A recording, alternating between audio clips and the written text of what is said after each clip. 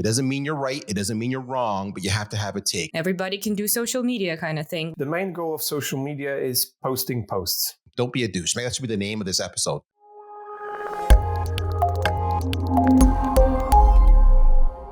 Hey, Anna. Hey, everyone. Hi, everybody, and welcome back to the next episode of Operation Automation. And today we're joined by Daryl, the CMO of Agora Pulse, which I'm sure you've heard of before. But before we're going to talk about Daryl and social media and Agora Pulse and that kind of stuff, we're going to talk about ourselves because that is the main point of today's episode, as you'll find out. Yep. And for me, this episode is something special because I'm not a social media kind of person myself. So, mainly I use YouTube for entertainment and LinkedIn for career or professional purposes. So I've got one question, and this time it's not only a question to you, Anna, but it's actually a question to everyone who is listening to this episode. Like, guys, how do you use your LinkedIn profile? Since I'm the only one who can answer you right now, I'm going to jump in. But guys, if you do want to let us know, we are really interested in it. So please reach out to us in the comments, through our social channels, which are linked in the show notes, through the email, which is podcast@getresponse.com, or you can send us voice messages straight from Anchor. We're really eager to hear what you have to say about it. Now back to us. So, how do I use LinkedIn? I gotta say, I'm pretty selfish here because for me, LinkedIn generally comes down to anxious job search. And just a quick disclaimer, I'm not thinking about changing careers anytime soon. Instead, when I get anxious, and I'm a pretty anxious person, so a couple of times per day, I want to make sure that my career path is still there, that what I do is still valued, and that the market really cares about the skills and experience that I have to offer. So I jump on LinkedIn, I check for possible openings, and I see that content marketing is still a big deal, which is always nice and heartwarming for me. So I know it's probably not an ideal LinkedIn usage, and I know that the original intent behind the network was probably something greater. And I guess, Irek, you are way better at this huge element of LinkedIn social networking, which is, haha, networking. Yeah, I mean, I'm trying. I'm doing my best. But I think that it's perfectly fine. If you have your profile and you are a bit selfish, as you said, meaning that you actually, try to get out of the platform as much as you can, and you don't actively contribute that much when it comes to content, perhaps that's totally fine, because, even if your profile is relevant, is up to date, you are still you could be easily reached by people who struggle with something. They would like to connect with you meaningfully, right? They would like to ask you or invite to participate in a project. So this is still great. I think that you are contributing a lot. And I found, for example, that LinkedIn is great before offline events. So, for example, next week, I'm going to run workshops on email marketing in Warsaw. But because I, have my LinkedIn network, I could inform people about that, tell them that I'm going to be in Warsaw, and then invite them to take part in the workshops. So this is cool because now basically, people know that there is this opportunity. If they have any questions, they could ask it right away, so they could help me prepare. So, it is wonderful. So definitely networking and tribe, as Daryl puts it, is there, and it's a huge part of it. So this episode is great because Daryl shares a lot of tips or like how to make the most of it. Yeah, and I think that's just it. That's why both LinkedIn and offline events such as workshops or conferences or different kind of meetups work, because you get to meet the specific people that you know are interested in what you have to offer. And at the end of the day, I'd even say this is probably a single most important thing you can do both for your business and your personal brand. You want to find those people who you really connect with, both on the professional and the personal level. Daryl and Eric call it a tribe. You don't have to get into the terminology, but if you want to take one single thing out of this episode, I would say just be authentic. Allow yourself to be a little bit selfish online. Allow yourself to share the thoughts you may not necessarily have the right people to agree with at the moment, because you will find those who do agree with you, those who support you. And that's why social media is such a big thing, because it doesn't limit you to one geographical area or one specific group of people. It allows you to be as authentic as you can be, and not just as a person, but also as a business, because this is a business marketing podcast. Yep. And speaking of business side of social media, that will also like explain how to turn social media into a revenue channel. And you said something about, finding people who agree with you. This is great. But also, as we'll be hearing in the episode, it's not the goal. So if you have like people who disagree with you, it's even better. It's better for the community. It's better for networking, and it's better for your social media engagement. So let's jump into the episode. Enjoy.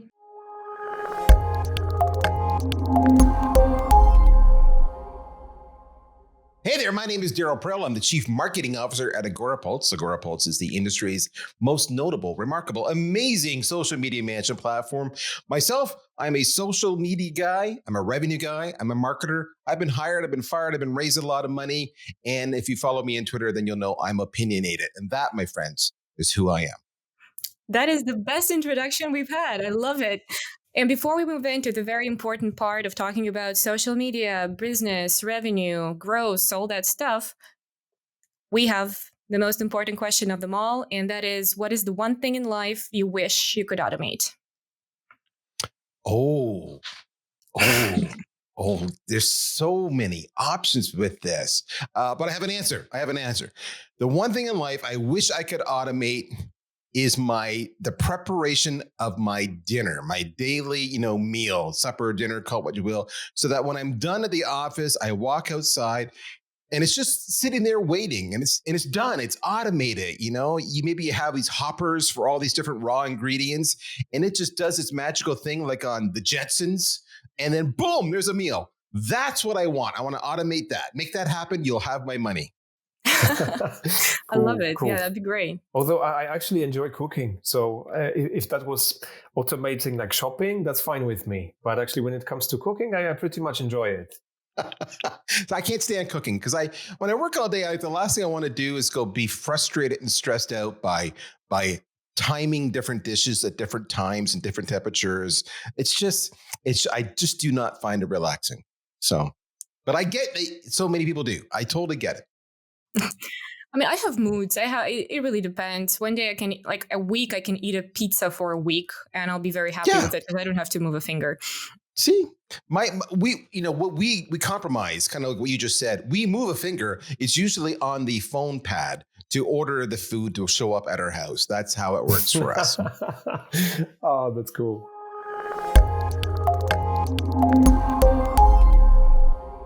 I wanted to ask you about the role of social media in business in general. Like, what is your perspective on that? How much time you got, brother? This is the social media is, we got time? We do. We have all the time in the world. All right, so I'm going to ramble. Feel free to cut me off, interrupt me, challenge me, disagree with me. Please, I love when people do that. Let me set the stage. All right, so I was at a company for almost 5 years as the chief revenue officer. I had a good gig. I was well paid. I was respected. I had a great team. And I left after almost 5 years to go where? To intentionally go to a social media management company. Why? Because in my observation, doing my job, and again, I have a sales and a marketing background. I have leadership roles in both. The one commonality that I do not see changing for years and years to come is the prolific use of social media both in developing new business, as well as developing a personal brand, as well as developing a corporate brand, as well as engaging with your tribe. So just think about what you do all day long, right? You're in community, you're with customers, you're prospecting, you're connecting. It's all social. So if the question is, what's the main goal of social media and business? It's what I just said. All right. So first and foremost, the business person in me would say the main goal of social media and business is to drive revenue. Full stop. Okay. Driving revenue, though, can be done multiple ways. It can be done by developing and finding and developing new customers, as well as supporting existing customers, which will result in either an expansion of the money they're spending with you, or it will result in a reduction of churn because they're loyal to you and are willing to overlook some shortcomings in your offering because of that loyalty. So, number one, the role and the goal of social media in business is to drive revenue. Full stop. A second role, though, equally important, is the role of awareness and thought leadership and influence. Because when you look at if you're looking for funding, a lot of your funding is not just based on the revenues you're currently earning, but it's based on the hype, the value around your personal brand. If you're looking to go public, similarly, a big influence is on the value of your personal brand. I could buy Apple stock or I could buy HP stock. They both make computers. Whose brand is bigger? Apple.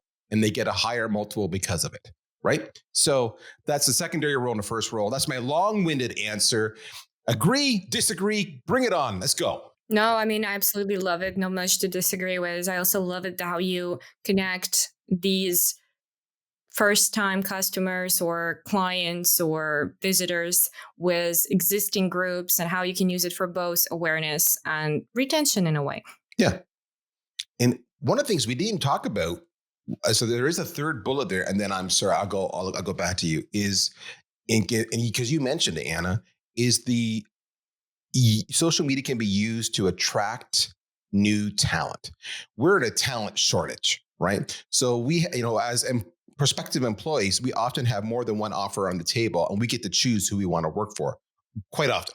So why would I work for your company versus the other company? Well, it's because I perceive that you're a more engaged, involved, connected company to the space I care about. And where did I get that from? I got it from your presence on social media, typically, or the discussions taking place about you on social media. So there we go. Shut up. That's my 3. I made it 2. It was 3, but I'm really done. This is amazing. I wanted to go back to the first one because it sounds great. I love it. When you said that the role or the main goal of social media is to drive revenue, this is amazing. But on the other hand, when I look at some profiles, especially like business profiles, I would say that from what I'm seeing, it's like as if the main goal of social media is posting posts. It's basically just, you try to post something that some people might find relevant, but it's very chaotic usually. I can't figure out like a proper strategy behind it. So my question is, what are the challenges so that, people, that they don't find it that easy actually to turn social media into a, let's say, revenue channel? But they treat it as this sort of place where we need to post something because it's already 6:00 and we haven't posted anything yet. Sorry, I'm just laughing because it's so true. And what are the challenges? So you just asked a small question. Okay, that's just a quick, dirty question. Okay, what's the challenges? All right. Again, in no particular order, what are the challenges? The challenges are that most leaders, the leaders who control the budgets, whether it be for our social media staff or social media tools, literally do not understand social media. That's number one. They just don't, right? They're equating their own personal use of posting on Facebook or Instagram as being how it's done in business. And as we both know, those are worlds apart. Number 2, the people who do understand social media are often younger, and they don't understand, here's the irony, they don't understand business. They can't read a balance sheet. They're not yet accountable for driving revenues. They're accountable for doing their task. For example, imagine somebody who's a copywriter. They write great blogs, what have you. they're not accountable for the revenues hitting sales targets, but they understand social because it gets their content out there. So because they don't understand the revenue side, the finance side, they can't educate the people who understand the finance side but don't understand social media. So both sides are to blame here. It's a sandwich, right? Bookends, call it, if you will. So that's the first two things. The next thing is a lot of, and I hammer this on my social media feeds nonstop.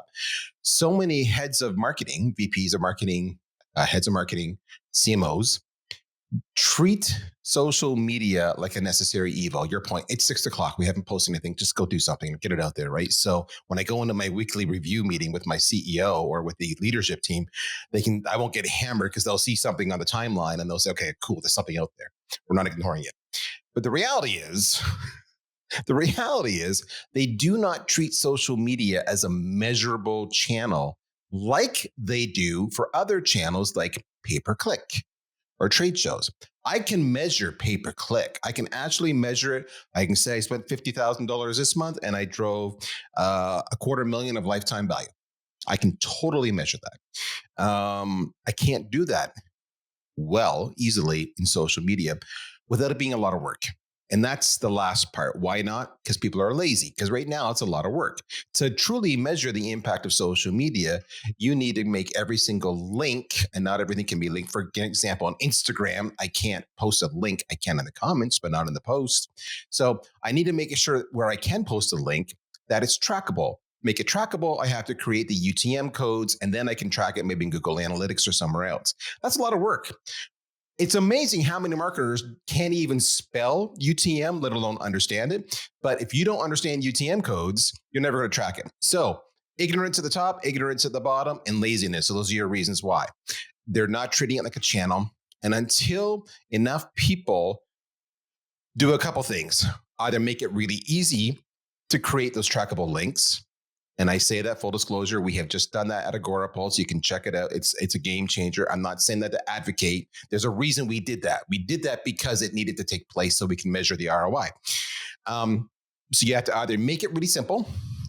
The second part is you need a lot of success stories where they're saying, oh my God, I just went through the economy. It sucked. I laid off half my staff. I reduced my pay-per-click channel.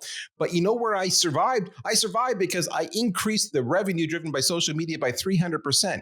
And when people see enough of those stories, there will be adoption. So right now it's early days. We are nowhere near Main Street. We are at early adoption stage. So you're going to look for people who are, if you're a marketer there right now, this is a brilliant time for you to go and define your career by using social media to drive revenue. And then there is one annoying excuse you'll hear, which is nothing that I just told you. The excuse you'll hear is, it's just a lot of noise. It's really hard to be heard. That's what you're going to get. It's a lot of noise. All right, those are my answers. What did I miss? Did I get it right? Did I get it wrong? Hit me. Come on. Challenge. Let's go.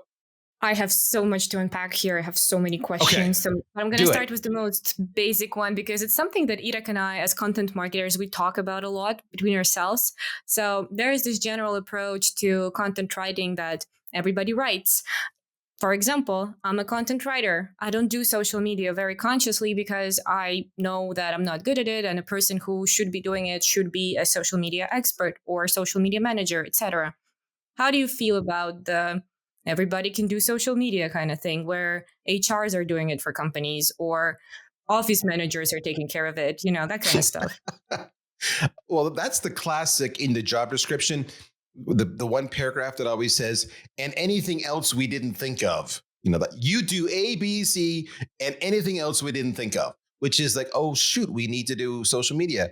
And the classic line is they look around and they say, okay, who's young in the office and would probably like this? Oh, look, HR has a lot of young, HR interns or just, fresh out of school. Same for copywriting. And they'll say that person can do it. Or they maybe have a bubbly personality and they assume because they have a great personality in the office that they would be great online, right? And again, what does that go to? The point I was making earlier, which is senior management doesn't understand social media as a channel, as a tactic, as a strategy. And therefore, they're just making stupid assumptions. They're young. They must understand social media. Give it to them.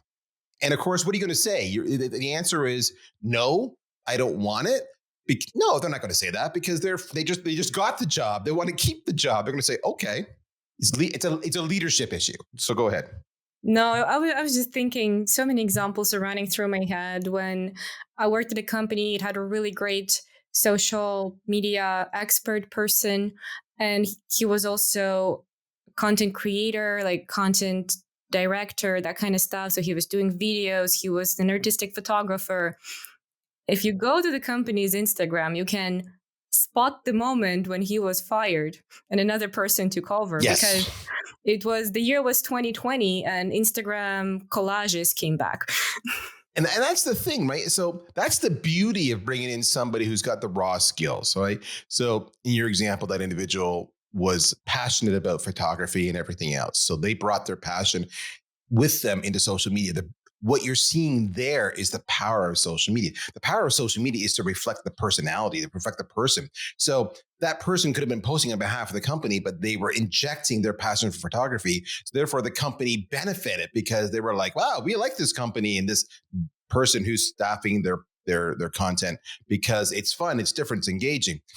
It's funny, when I started doing social media, and when I started doing, meaning when I actually took it seriously, I'm as guilty as the leaders I'm giving grief to. There was a time when, to me, like, for example, LinkedIn was just a place for a resume, for a recruiter to find me. And if I updated it once a year with a latest accomplishment or what have you, a new salary title, that was it. That's all I did. That's what I do. So there you go. And in a total funny story, I had a significant friend of the family come to me the other day to that point, then I'll get back on task, where they said, hey, I'm not happy in my job. I want to look around, but I don't know where to look, you know. And I'm like, okay, well, we got to update your resume. So we updated the resume, no problem. And then they said, okay, what now? I said, okay, now we need to update your LinkedIn. And they're like, what do you mean? I'm like, dude, you can go looking for jobs. But I said, the good jobs are going to find you, and they're going to find you on LinkedIn. So let's go overhaul your LinkedIn. So we're like, okay. And we spent like an hour. We updated the LinkedIn. Instantly, overnight, they had recruiters calling them nonstop. That's the power of social media to get found. So, and they were blown away by that. So I'm glad you update it regularly. That's a very smart move for your career. Where I finally realized social media was impactful was when I was forced to, which is what's going to happen to a lot of people. I was competing against two other vendors who had raised hundreds of millions of dollars and were outspending me. And there was no way I was going to compete on pay-per-click or trade show sponsorship, all the usual technique.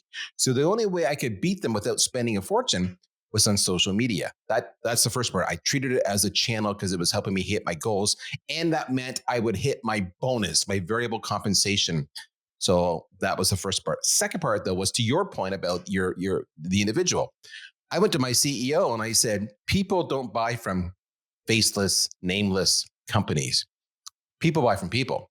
So for us to do this right, somebody in our company needs to become that spokesperson, that evangelist, that personality. And unless I'm mistaken, I don't see anybody volunteering. So let me put my hand up and I'll do it because I was the CMO. I guess it's got to be me. It was interesting to see his reaction. And it was not uncommon. His reaction was like, wait a minute, we already pay you a large sum of money. And now you want us to invest more in your own personal brand? And I knew where he was going. I said, let me guess, your fear is you're gonna invest in my personal brand and then I'll get poached, I'll get stolen, and all your money is gone. And he said, yes. I said, don't worry about that, right? Don't worry about that. All right. I'm happy I'm here for a reason. I'm coming to you with a suggestion for a reason so that we're successful. And if that starts to happen, you will get the first chance to match that offer so I can stay. So don't worry. And so he had to trust me. A lot of people don't trust. And then fast forward a year later, his reaction was when he finally saw the dramatic shift in inbound inquiries and how many times my name was coming up as in the conversation of qualifications. How did you find us? Oh, I heard Daryl on this show talking to Anna. And the CEO came to me and said, you're a rock star. Now, I thought he was being a moron. I thought he was busting me because we have that relationship. I'm like, yeah, I'm a rock star. And he goes, no, you are. Because I don't know how you did it. But he goes, for negligible costs, our pipeline has never been so full. And our customer acquisition cost has gone down dramatically, consequently.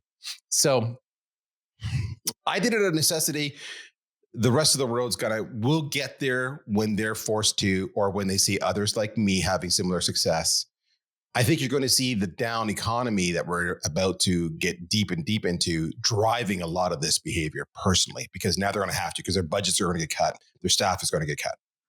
I mean, you have this amazing little caption there on LinkedIn, which says that you're voted top 3 marketers on LinkedIn. And basically what you just said already provides a very good example of how precisely it helps not just you and Agorapulse or whatever other companies you've been representing before, but also the people who are searching for you. Because after all, like you said in the beginning, what we do social media for is to get this exposure, to share the influence, and of course, to grow brand awareness. And probably if I followed you, I'm going to follow you right now, by the way. But if I followed you before and I was looking for, social media automation software, I would definitely have Agorapulse on my Reddit thanks to your huge online presence and influence that you're spreading. Well, I appreciate that. And, that's nice of you to say that. But, why do I have, any influence I have? Why do I have it? I'll tell you this. It's not because I go up there and say, with every single post, hey, you should go buy Agorapulse. That's not what I'm out there doing. What I'm out there saying is, who is my tribe? All right. So in this case, because I work for Agorapulse, I have multiple tribes. I have social media managers, but then I have marketing executives who control the budget. Then I also have RevOps people who are the ones who often say, this is the tech stack choice. So we're going to buy Agorapulse, or we're going to buy Hootsuite, or we're going to buy Sprout Social, whatever it might be. Those are the tribes with my company. And then I say, who's the tribes with my own personal brand? Well, again, it'd be marketers, but it'll also be sales leaders because I have a sales background as well.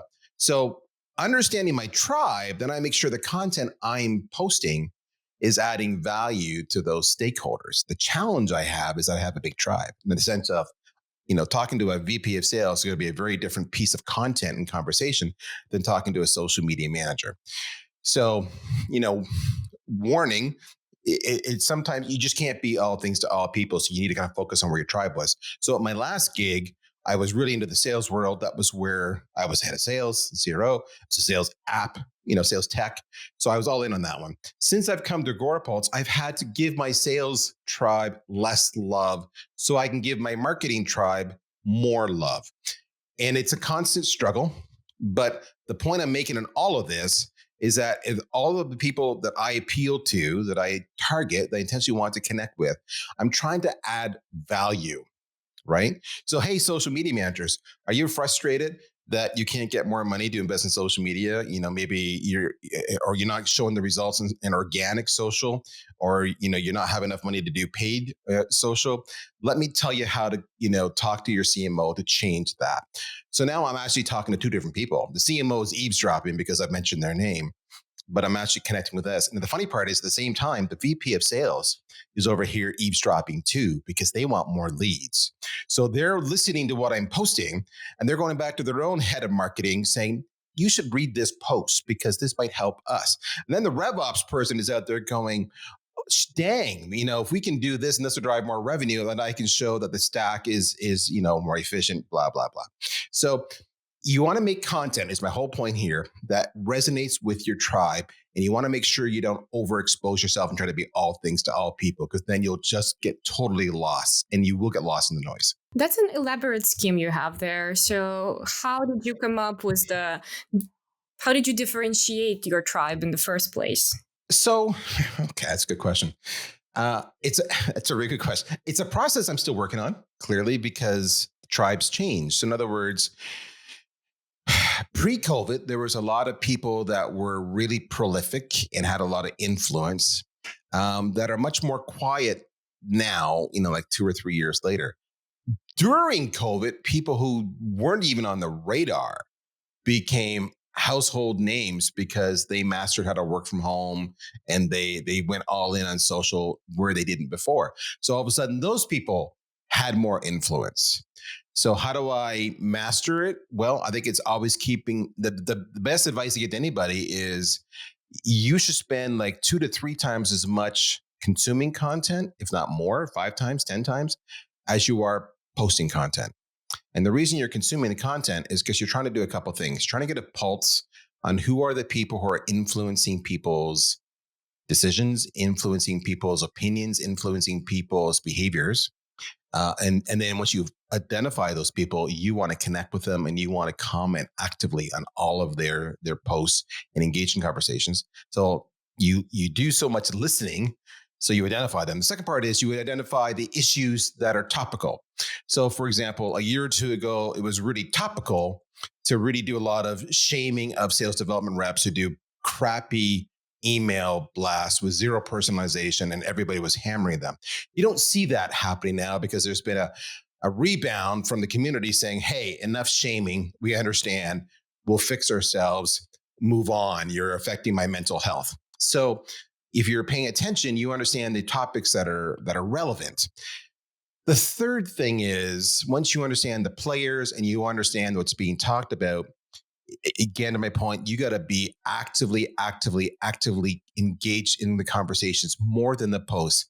Ironically, the algorithms are somewhat gamed that your posts will reach, as many people as you engage with.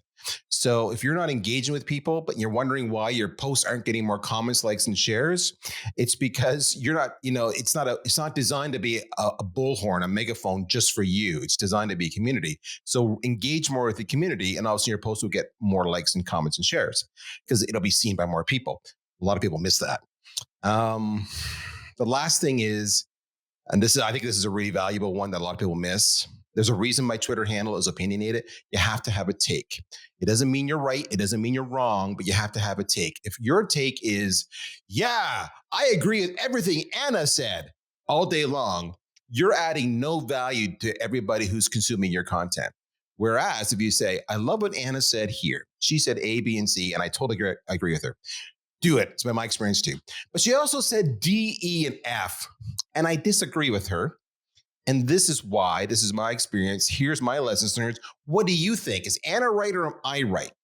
Notice that last little bit of clickbait going on. I want you to get engaged. But the whole point is I added value. I didn't just blindly agree with you. I had a different point of view. So now the audience is going, well, I don't know. Is Anna right or is Daryl right? They both have valid points. Let's have this discussion. But I've added value to them. Maybe at the end of the day, they decide to follow Anna and do her D, E, and F. But that's okay. Now they're informed because they considered Daryl's version of DEF and then they discounted it and they're better for it. And they like that I challenged them because they're now going to have better results, even though they didn't do what I said. So it's really about having a take and adding value. And a lot of people really, really, really struggle with that point. They really struggle. And the biggest comment I get from people all the time is, I don't know how to add value. I'm not that smart. I'm intimidated by the experts out there. And when I hear that, my response to them is bullshit. And they look at me like they're shocked. And I'll say, are you a sales rep? Are you on a sales call? Are you a marketer? Are you trying to qualify prospects? And they'll always say, yes. Great. What's the objection you get? I get this objection all the time, all the time. How do you respond to that objection? I'll respond this way. Oh, so you're telling me that you know the objection and you know the answer and you can educate them. And they're like, yeah. Okay, you're an expert. Now go share that on social media. And when I say it to them that way, they're like, dang, I never thought of it that way. I'm like, you have so much stuff to share. Even if it's not what people choose, you're part of the conversation, you're sparking debate, and people will be better off for it. And they'll thank you for it because you have challenged them. I said, so people just need to have faith in themselves. That's the biggest thing. That's what stops people from being more successful. That's a long-winded rant. I apologize. Cool. But yeah, I totally agree with you. I also, because you've mentioned so many interesting things, so obviously have so many questions at this point, but I wanted to go back to this idea of leadership not understanding social media every time. And I can imagine that quite a large group of our listeners are people who are running their own business and they perhaps, they have started with their social media presence, or maybe they are thinking about using social media to drive revenue now when you've said that it's possible. So if you could educate our listeners a bit, like, okay, what arguments, are there so that you understand social media better. But, as a business owner, as a leader, as someone who is responsible for the budget.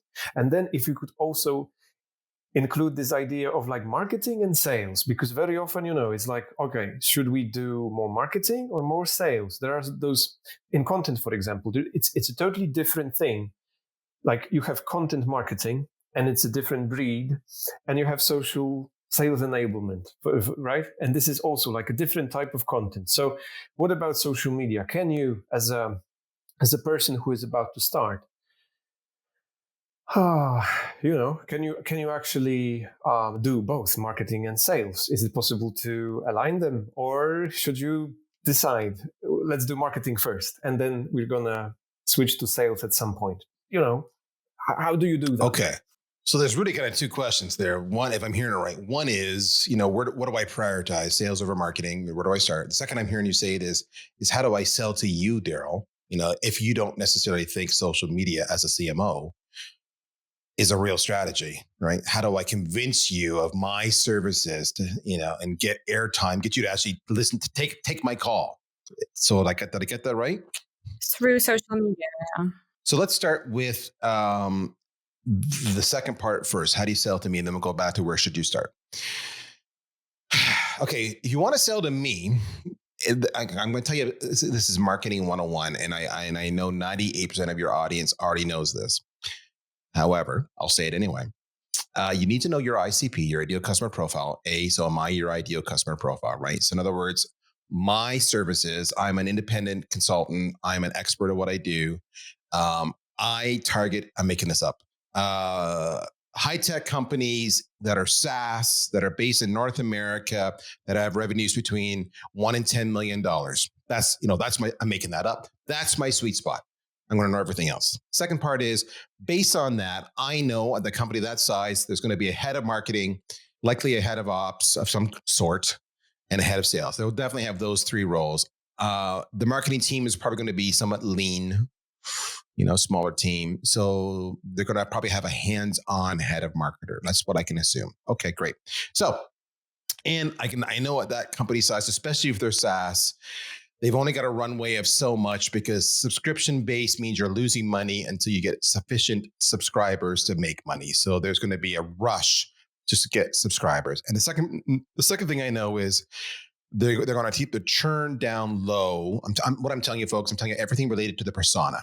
The head of marketing he's going to have an urgency to get customers and an urgency to keep churn down low, because if the churn is too much, they're going to go back to the head of marketing and say, get us more leads to backfill all those who left us.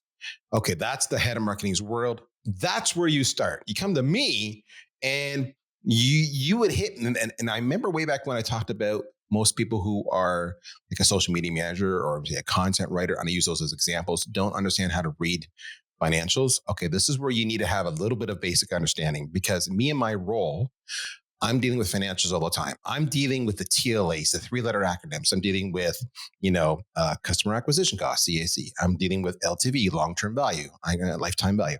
I'm dealing with MRR, the monthly recurring value. I'm dealing with ASP, the average selling price, right? These are acronyms. These are KPIs, key performance indicators, another TLA, that I'm throwing out all the time to measure my success and to be held accountable by my investors and be held accountable to the board and be held accountable to my executive team. That's what I measure against all the time. I do not measure against how many visitors came to my website. Nobody cares. All right.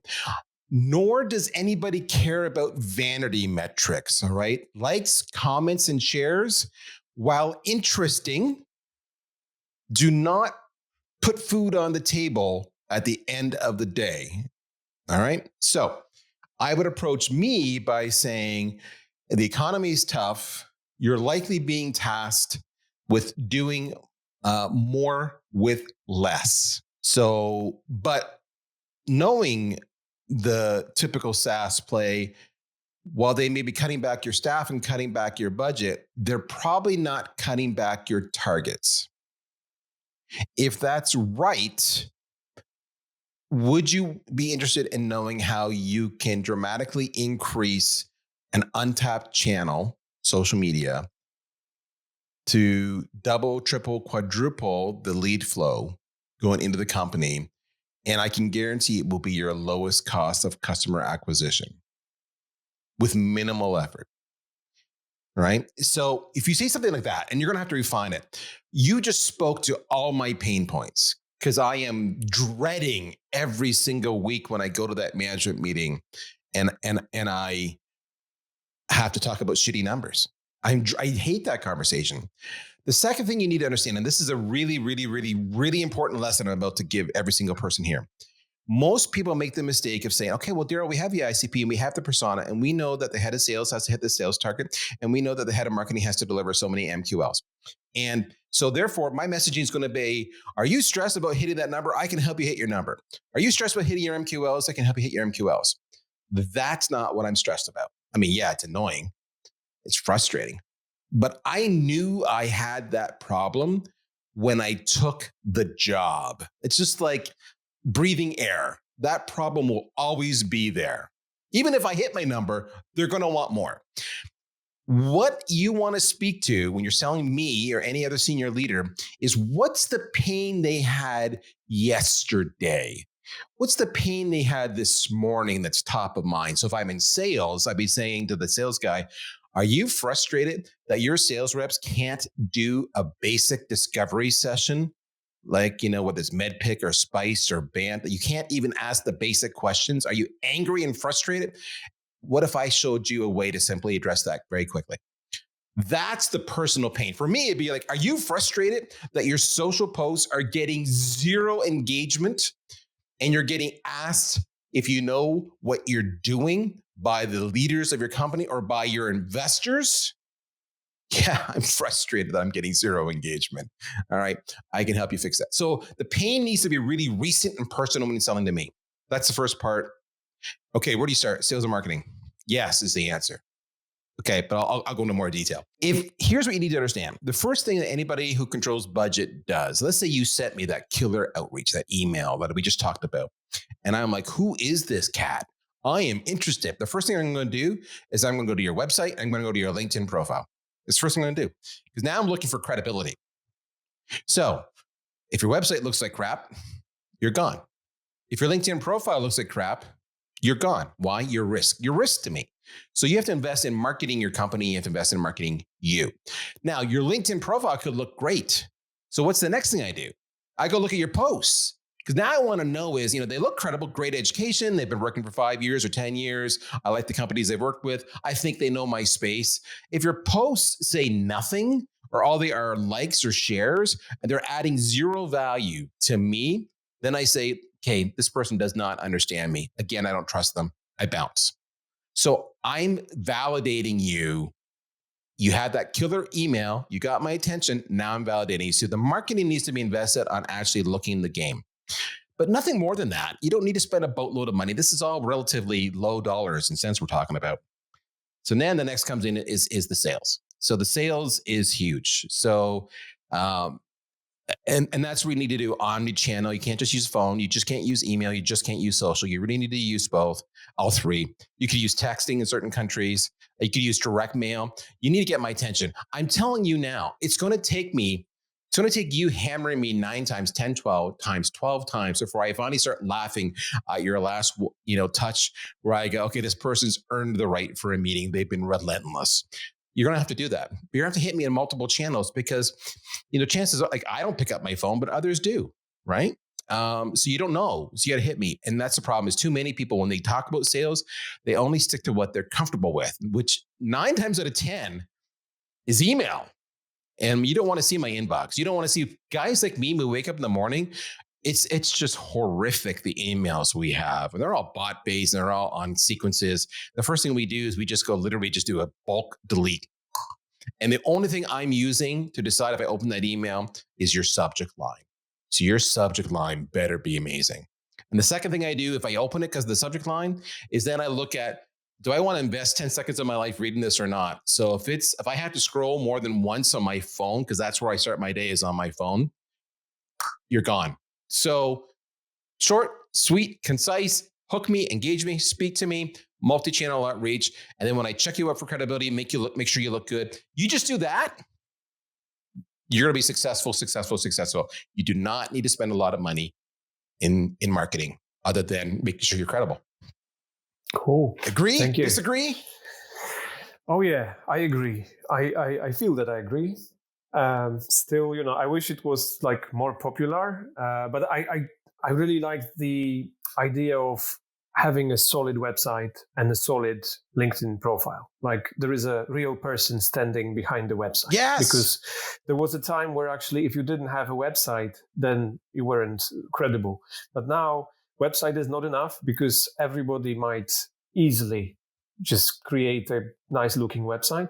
But now I totally follow the idea of having both, like the website and the social media presence.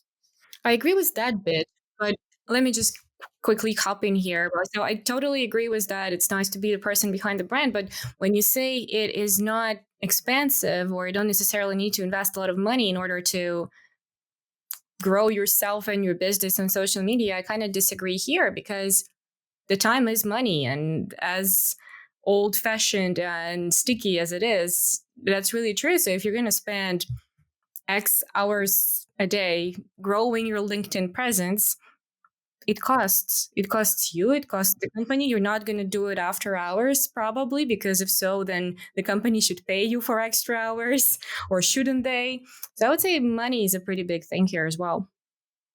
Well, the question that you guys asked me is, you said a lot of people have their own businesses and they're, where do they start, right? So you're right. If I'm a bigger organization, like let's say I'm 10 million, it's a very different kettle of fish than if I'm, 300,000.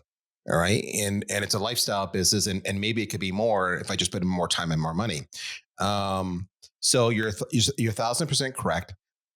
But this is where people miss the mark. It doesn't have to cost a lot of money. The reason I say it doesn't have to cost a lot of money is it's very simple. Okay. I can itemize it for you. A website does not cost much. I can pay $20 a month in GoDaddy to host a website. I can spend $50 one time to get a template. I can actually hire somebody at Upwork for $500 to do some customizations. I can write the content myself. Boom, I've got a reasonable website. As long as this, you thought about the buyer's journey and how they consume content, and you have call to actions. So it doesn't have to. So let's be crazy. Costs a couple $1,000 to build an entry level website that achieves this goal. Done. Social media, that's just your time. Your time is money, but that's just your time, right? That's just your time. So you can actually do a lot of the social media. If you're a solopreneur or you're a startup company, you can do that in the evening because nobody works an 8-hour day. I mean, if you're an entrepreneur, let's be candid about that. And you can do a lot of that in the evening. But let's say you don't want to. Fair enough. Let's go with that. Then it's about time blocking. This says, okay, so I'm going to say a half an hour in the morning and a half an hour in the evening. So we'll say from 8 to 8:30, I'm on LinkedIn. And from 4:30 to 5 or 5 to 5:30, I'm on LinkedIn. Boom. Done, or wherever the social platforms you want to be on, and maybe from 7:30 to 8, I'm just reading the industry news. And if I see an interesting article, I throw that into my social media publishing tool to schedule to do a share and a little commentary later on. And then once a week, I'm going to write a blog post. I'm going to SEM optimize it. So they say it's 4 hours. So now it's over the course of 6 months that will accumulate. I'll get, 26 blog posts, all SEO optimized. If they're done right, I'll start getting some good inbound traffic. Again, that's time. And then if you look at where's the bulk of your time spent? Let's say you spent 4 hours a day selling, and that leaves you roughly what I've just described, 3 hours a day to do follow-up activities on that sales cycle. That's if I'm a solopreneur. Now that assumes you've got one person doing the selling, which means you assumes you have other people in the company doing the actual implementation or the consulting or whatever you've got. But at that point, the cost I have is for the actual cost of the salary. If you time block correctly and you use enough automation, we open up by saying, what would you automate? Use enough automation, then you can make this very reasonable. But all things are relative, and I 1,000% agree with you. And you have to value, what do I value more from me personally? Is it my goals and aspirations for this company I'm involved in, or is it my life balance? And if it's your life balance, it's a personal choice, then you understand it's going to take you longer to achieve your goals. And no decision is right or wrong. It's a personal decision. Cool. I really like this perspective. Did you see what she did, folks? Do you see what Anna did? She disagreed with me and she pushed back. And we had a wonderful conversation. Do that on social. I love it. That's what I was trying. That was what I was going for. I got inspired by your speech before. And it should be, see, that's the thing. Too many people take disagreements as conflict. It's not. It's debate. It's philosophical discussions. It's, let me understand all sides of the argument, and then I'll make a personal decision. It does not have to be conflict. If you're making it conflict, folks, you should be looking in the mirror. That is my Daryllism for the day. No, I love it. Also, I love this kind of healthy arguing, for the lack of better word. But yeah, there is even a saying that the truth comes from disagreements. Basically, that's how you learn new. Yes. I love it. I love it. Cool. And now I have, like, moving on to another part. I guess we could speak a little bit about how you could actually turn social media into a revenue driving channel. You did mention a couple of really good things already, but how about some more specifics here? To turn social media into a revenue channel, there's different ways, right? So there's the marketing side where you're growing your base and your thought leadership so that people naturally come to you. That would be an inbound exercise, and they share your content. So shared content is inbound, but you'll hear the term dark social, which means dark meaning you can't attribute it, you can't measure, you can't say where that lead came from. So if I make a great piece of content and Anna shares it, and then the friend she shared it with shares it, and somebody finally says, "Yeah, I got this from Susie," and I'm like, "Who the hell is Susie?" What I didn't know was Susie would talk to Billy, talk to Sam, talk to Anna, and that's how it came to be. Because that's what we do. We share great stuff that's compelling. So you got to have great content. That's the end of the day. You got to have content that relates to the audience. A little bit of time and investment. We talked about ICPs and personas. Great tools like Ahrefs, SEMrush, or any other SEO optimization you can use to actually make it relevant and know that you're going to hit some hot buttons, or will increase your impact and your engagement dramatically. So if you want to drive revenue from social, there's the marketing side. And a lot of the other, on the marketing side, the other thing I would look at is you really need to know the social platforms that your audience, your ICP hangs out in. For many, it's LinkedIn, but for others, it's Instagram, right? As an example. And for others, Facebook is still relevant, although it's struggling. So you got to kind of go where your audience is, all right? If you're tight on bandwidth, just pick the biggest platform. And then as you have success and you have more money to invest, you can expand. The other thing about how do you be successful on social is understand the medium, right? So people are often skimming their timelines, right? So I love Anna talked about the one social individual was passionate about photography. So they had great photos. If that's what your audience reacts to, especially on platforms like Instagram, invest in great photography. Learn how to take a picture. If you have to create it. If I look at, I'm at my home studio here right now, right? But I've got lights, because if I turn my lights off, I'll do that right now, you can see how much darker I am, right? That's dramatic. When I've turned my lights on, all of a sudden see how much brighter I am. That simple little change means that you'll see me in the timeline. It sounds stupid. I will be more visible. So it's my brand, simple little things, a mic, some mics, and these are things you can acquire over time. And by the way, I buy secondhand and used all the time because I'm cheap as hell. So you don't need to go and drop a boatload of money. The last thing is when I say understand the medium, if it's Twitter, short, tight, concise, make your point. If it's LinkedIn, video is your friend. I mean, it's one tool, but it is your friend. People watch video, and keep it short and tight, right? 30 seconds, captioned, baby. Be distinctive, look good, sound good. If it's Instagram, photography, again, it's your friend, just lots of different memes and everything else. Really own it and let your personality come out. So know the medium. And a lot of people are afraid of using memes. People are afraid of doing video. Okay, I'm going to give you some tough love right now. Get over yourself. All right. We all are afraid. We all screw up. We all look like idiots. I'm a 55-year-old man with white spiky hair. What am I trying to achieve here? Okay. All right. But you can embrace it as well. You say, hey, because you know what? When you scroll your timeline and you say, who's the old guy that looks like Santa Claus with white spiky hair? Oh, that's Daryl. I like Daryl. I'm going to stop. Why? Not because of what I said, because they're scrolling, because of what they saw. And then they did an association and then they stopped. All right. So just understand the medium. So that's how you make money on that. The other side is on sales. Social selling, huge. All right. And you know where most people blow in a social selling and why it doesn't work for you is because you blatantly create dummy accounts. You try to follow us. We see we have one person in common and that you've been on the platform for 2 months and you've got a rather generic looking name. And and you really have minimal content and your education is Spartan. And we go, yeah, this is a bot. We don't follow you. All right. So investing following the community so that when I see, oh, we have 10 people in common, we have 20, we have 50 people in common, I go, oh, this is somebody in my tribe. So, because remember, I'm always going to check you out. Even if you reach out to me on social media, you send me an email, you send me an unsolicited a DM, I'm going to go check out your profile and see who you are before I respond. Because are you worth my time or not? So, the second part is when we follow, do not hit me up with a transactional message 30 seconds later, which a lot of you automated bots don't use bots. Trust me on this one. Don't use bots. We can all spell it.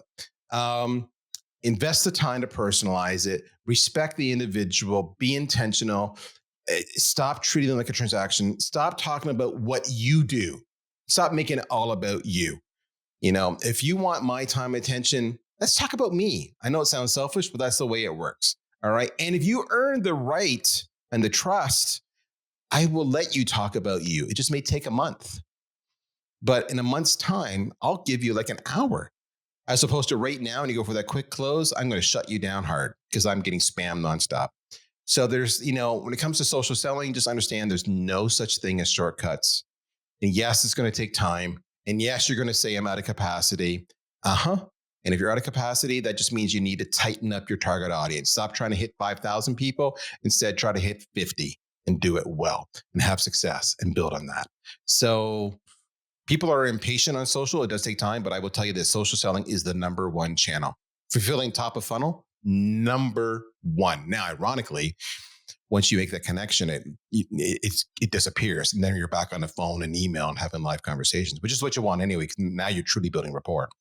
But that's it. Nothing rocket science. It's just put in the hard work. Don't be a douche, and understand who you're trying to sell to. Don't be a douche. Maybe that should be the name of this episode. Don't be a douche. There you go. How not to be a douche better. I like that. There we go. I like it. We've nailed it. Now, agree, disagree. What did I miss? I mean, I like it how it sounds so much because I like that sounds like a perfect closing statement for me. There's things that I want to talk about. I know there's things Irek wants to talk about. I need to digest how well of a closing statement that is. Well, in post-production, you can always move it to the end. So there you go. You're all set. It's all good. The power of editing, folks. There we go. I love it. I wanted to touch upon two things. Sure. One is because when you said about buying secondhand equipment, I thought about our friend Mihao, who was on the podcast, and he's got a wonderful saying, it's cheap, so it must be good. Yeah.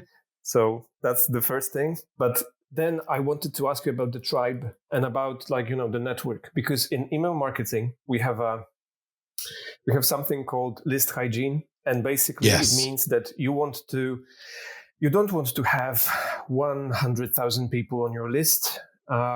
You want to have people who are likely to do business with you on your list. So whether it's 10, 15, 20 million, still you would like to send emails to people who are interested, and then they are obviously more likely to be engaging with your emails, opening and so on, So does the same rule apply to social media? Because when I checked my LinkedIn account, oh man, I have a great network of people I don't know, mostly because there is a group of people that I engage with and they interact with me, and this is cool. But I would say that it's not bigger than 50 people. But when you look at the numbers, I have around a network of 1,000 people, So what should we do with that? Should we cater to this particular audience and be very picky? Should we go after a certain tribe? What is your let's say, tip here, like what to do with the tribe or people who don't belong to our tribe, but we are connected to them on LinkedIn. So, we're all people and we all like to eavesdrop and listen in to other people's phone calls, so to speak. Tell me you haven't been on a train or a bus and listened to the guy talking on their phone next to you. Of course you have, right? You're like, what's he talking about? So why I bring that up is because you should be talking to your tribe. But if you have a post here and there that clearly is not targeting your tribe, but it does resonate with some of the other 50 people you talk about that you talk to on a regular basis. People get that you have a life. People go to my Twitter, they'll see me talking about marketing, and then they'll see me bitching about, my favorite hockey team. Well, my hockey team has nothing to do with marketing, but I'm still a hockey fan. And they understand I'm a hockey fan. And what it does is it personalizes and humanizes me. And they're like, oh, look at that. Daryl likes hockey. That's kind of cool. I didn't know that. Maybe next time I'll talk to him, I'll ask him what his favorite team is. Who knows, right? So people understand that. But at the end of the day, you should be talking to your tribe because that's more than anything. Remember, the whole conversation was, what's the main goal of social media in business? So in business, we said it's to drive money. And if it's to drive money, that's your target ICP and your target personas, and that's who you should be talking to.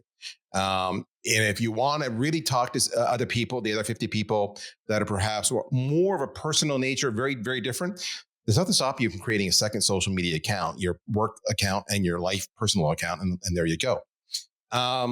So you can mix it up is really what I'm saying, and then you have options. The thing I want to come back to, you made a really great point. You said I could have 1,000 followers, but I'm only talking to 50. So this is what I get all the time is I get people saying, I get no engagement, or I just talk to the same people over and over again. I'm not making progress. And I'm saying, nay. Nay is a great, is it John Pinette? It was a great comic. His line was always nay, meaning, no, that's not true. Let me explain. And I remind people that 90% of the views of your posts are from lurkers. They're people who will never like, never comment, never share, never do bupkis. They will just consume because they're shy, or they're wanting to stay hidden, or they don't want to spark conflict with a comment and get roasted by the trolls. So they just consume. The vast majority of the leads I get coming in from my social media presence are from the lurkers. They're not from the people who are actively commenting on my stuff. Because they say, it usually goes to this, I've been following you for a while, and I think you can help me based on what I've read from your content. Let me explain my situation, and can we talk about it? So don't forget, those other 950 people are still consuming your content. They just may not be actively engaging. Okay, cool. Thank you, because you've also pointed out a very significant difference between email marketing and social, that you have lurkers on social. You don't have lurkers in email marketing. No. Email, they just mark you as spam or unsubscribe or what have you. Yeah. Get me off your list. I do that. I don't spam. If people really annoy me, I do, but I read so many emails that I either didn't plan to read or didn't want to read, but I end up reading it for some mysterious reason. I don't click on anything. Once you open it, it's already in the statistics. So then you are actively engaging. So, But then everything about email is statistics. Sure. But all you need to do is open the email. But here you just, nobody knows that you've seen the post even, right? It's But you could argue there's open rates and there's click-through rates, right? So newsletters are a great example. I could argue I lurk on newsletters. I get them. They annoy me. And they're polluting my inbox. But if I come from a brand or an individual that I like, I open it. For example, I think on my case, every Saturday I get a newsletter from Justin Welsh and I get a newsletter from Devin Reed, both people who are solopreneurs, marketers who I respect. I open it. So I'm an open rate statistic. I rarely click through, but I do, because I am a lurker. Will I ever comment or reply to the emails? Of course not. It's a newsletter. It's a one-way push. Where in social, that's the big difference, that you can have engagement. But I have reached out to both Devin and Justin privately because of a newsletter. I have done that. Newsletters do work, folks. Just want you to know that. They may not work significantly, but they work. As long as your content's good, our overriding theme, social, email, good content. Stop pitching. There you go.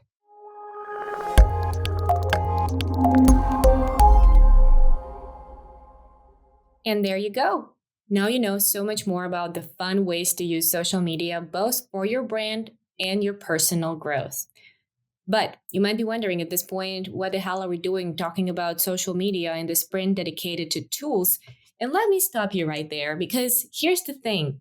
Not all of the super fancy AI tool solutions we'll be talking and covering here are going to be state of the art and something you've never heard of before. Actually, I hope for your sake that you have heard of them before.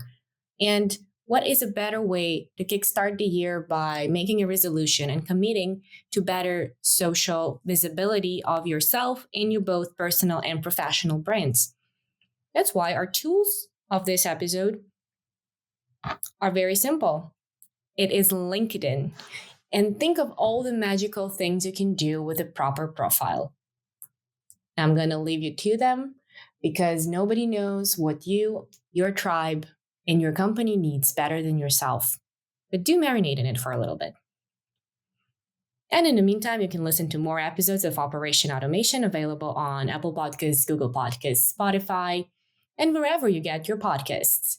I hope you're enjoying our new sprint. If you have any ideas, or you would like to get in touch with me and Irek, or simply you want to say thank you for doing this amazing marketing automation podcast, don't hesitate to reach out at podcast@getresponse.com or through Stitcher or Spotify or whatever is the most convenient option for you.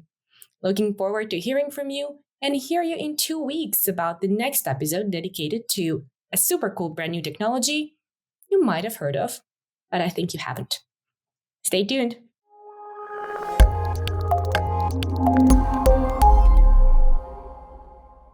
Operation Automation is backed up by GetResponse, the marketing automation platform that's been on the market for over 20 years. Subscribe for more juicy insights. And remember, automate, don't complicate.